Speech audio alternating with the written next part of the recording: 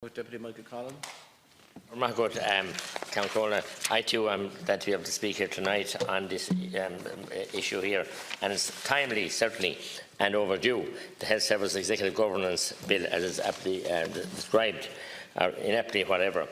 I'm happy to speak on the bill, as I said, that should probably be renamed "Moving the deck chairs on the Titanic Bill." Would be a more appropriate name for it. We read that the bill provides for the establishment of a 9-person board for the HSE, and that the board will be accountable to the Minister for Health for the performance of its functions. It's certainly a novel idea, the introduction of accountability into the HSE, and as novel as you're going to get anywhere. I think, you know, and I don't say that with tongue in cheek, I mean it from the bottom of my heart. A system that has been to the forefront in terms of its lack of public accountability and its near total failure at senior management level to hold anyone to account. I really do wonder just what it is that we think we are going to achieve through this bill, Minister. I really have to question that. The bill apparently makes the new board accountable to the Minister. Imagine that the board will be accountable to the Minister. My God, that's a new one, that someone in the HSE will be accountable. What an insult to the people's intelligence. And the people who drafted this bill and the ministers that saw over it should have some bit of cop on. This is a minister, Minister Harris, who has presided over the greatest levels of health system dysfunction in the history of the state. And yet he still remains in place, accountable to no one, and who only remains in place because of all likelihood that the Taoiseach, Deputy Varadkar, is more than happy to sacrifice him as a public scapegoat for the catastrophic failures of the HSE.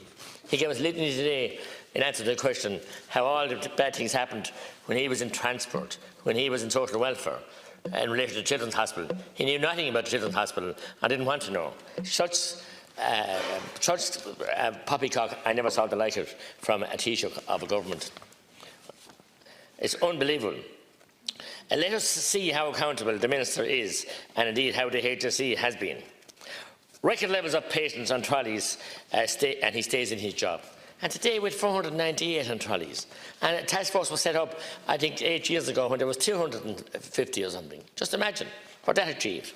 Record levels of patients on trolleys, as I said, and he stays in his job. Healthcare and psychiatric nurses at breaking point, about to take to the streets. He's still in his job and smiling. €500 million overspend, $750 million overspend, as we know now, at the National Children's Hospital, despite every warning being provided to him that the exact thing would happen, and he's still in his job. He was told, he was warned, it was the wrong site. We had medical experts in here, we had people with expertise who built hospitals in America and indeed in the UK, and they wouldn't listen. And it's the wrong location, and will always be the wrong location. And we can't get nurses. In that case, we can't mind the nurses going to and from it, and we can't park there. And we don't have a helipad. But he's still smiling and in his job. The overspend is growing, and the Taoiseach told us today we could overspend away because it's going to be a good project. Such a logic, it baffles me. Chronic and unending waiting lists for children requiring assessment of needs. No sign of him becoming accountable there either. Children waiting for orthodontic treatment. Children waiting for scoliosis operations.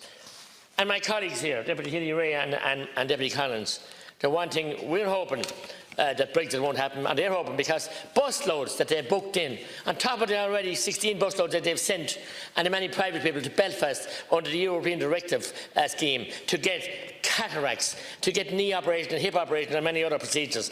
And the sad part about it is we're paying for it out of our health budget anyway.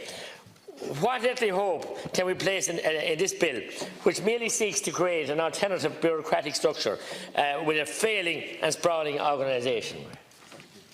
The bill seeks to make the new CEO, imagine, accountable to the 9-member board.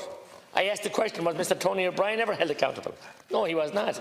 Look at the cervical cancer scare. Were those who preside over the slow death of the health service ever held accountable? No, they were not. Nobody. There was some accountability, as Deputy Kelly said, when we had the local health boards and local elected politicians on them. What hope then should we have in place in this bill that is so very much like this government? All window dressing and absolutely no substance. None whatsoever. I have no faith whatsoever in this piece of legislation.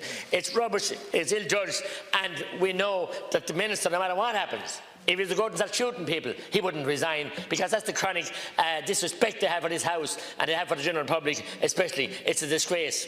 Good man, good.